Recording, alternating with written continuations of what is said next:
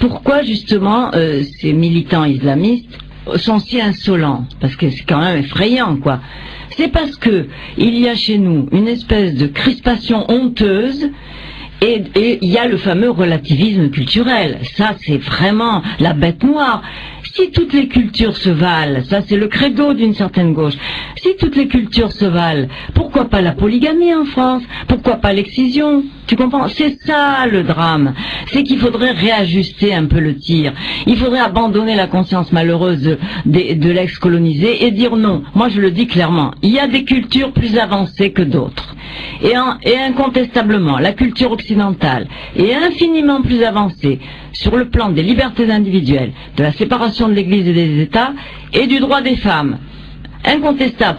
Tant qu'on n'a pas le courage d'énoncer cette vérité évidente, si tu veux, tant qu'on est culpabilisé d'être occidental, alors on va droit dans le mur et les autres se permettent de grignoter et de plus en plus de faire du chantage. Parce qu'en fait c'est ça, il y a une espèce de chantage des enfants de colonisés sur les ex-colonisateurs, lesquels sont complètement d'accord avec cette honte qu'ils trimballent. Alors il faut arrêter la honte, il faut dire que notre culture occidentale est tout à fait admirable sur certains plans, même si elle a été expansionniste, colonisatrice, etc. Et donc il y a des hiérarchies. Oui, il y a une hiérarchie entre les cultures. Tant que tu ne réaffirmes pas ça, alors oui, pourquoi pas la polygamie, l'excision, la charia, pourquoi pas? Quand, dans les années 80, la Ligue du droit des femmes a voulu renvoyer en assise l'excision, c'est-à-dire a voulu la dénoncer au titre de mutilation sexuelle, eh bien, j'ai eu sur le dos tous les avocats de la Ligue des droits de l'homme, c'est-à-dire, ça fait très longtemps que moi, j'ai l'habitude de m'affronter à ces gens-là, surtout la Ligue des droits de l'homme, qui, au nom de ce fameux relativisme culturel, nous culpabilisaient en disant, vous allez renvoyer le pauvre travailleur malien en assise. Mais si le pauvre travailleur malien mutile sa fille, j'utilise la loi française, voilà. Donc, je pense que là, ces organisations, auxquelles j'ai d'ailleurs eu encore affaire lors du procès de Fanny Truchelu, l'avocat de la Ligue des droits de l'homme m'a gravement insulté en me disant que j'étais la honte de la France, parce que j'étais raciste, pour ne pas le nommer, raciste, parce que je témoignais en faveur de Fanny Truchelu, tu vois. Donc là il y a des déviations, insupportables déviations de tout un secteur de l'extrême gauche qui ne veut pas du tout faire une révision critique de ces dogmes. Il y a un totalitarisme de la pensée aujourd'hui. Un totalitarisme de la pensée qui fait que sur un ensemble de questions, on ne peut pas aborder cette question-là sans qu'immédiatement ça soit Le Pen raciste. Ce qui est insupportable. Tu parlais, moi effectivement, je revendique le droit de pouvoir critiquer la politique d'Israël sans me faire traiter d'antisémite. Je revendique ce droit. Aujourd'hui, l'offensive a lieu essentiellement sur la critique de l'islam. On a vu l'affaire des caricatures.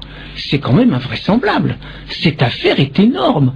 Cette affaire est énorme. Les conséquences que ça a eu au Danemark, les conséquences que ça a eu dans le monde entier, les conséquences que ça a eu dans des capitales arabes, les conséquences que ça a eu en France quand même, où tu as vu quand même 10 000 personnes dans les rues de Paris, à l'invitation de l'Union des associations musulmanes du 93, crier leur demande que la charia s'impose en France.